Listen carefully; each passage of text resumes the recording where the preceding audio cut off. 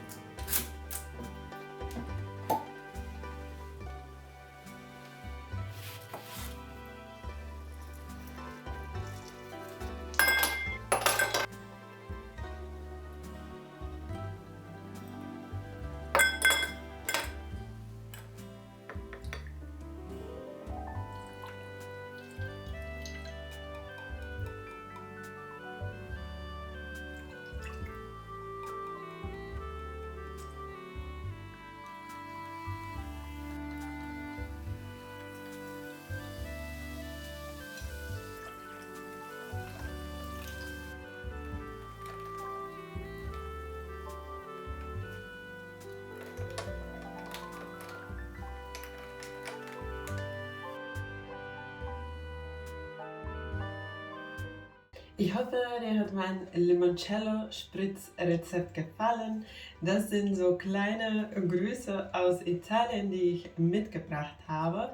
Ich wollte schon lange die Limoncello probieren und es hat mir pur nicht so geschmeckt oder es hat nicht so geschmeckt, wie ich dachte. Ich dachte, es ist ein bisschen sauer durch die Zitrone, aber es war sehr süß und deswegen habe ich gedacht, dass ich daraus eine leckere Cocktail oder Getränk machen will. Und so habe ich dann die Idee für eine Limoncello Spritz gefunden. Und der Limoncello Spritz ist sehr lecker, sehr erfrischend und ich finde, es ist ein super Getränk für den Sommer.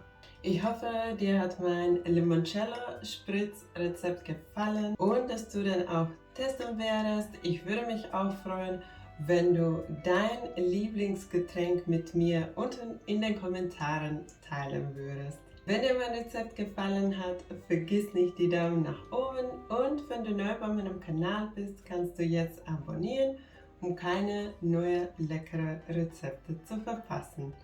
Danke, dass du dabei warst. Tschüss und bis zum nächsten Mal.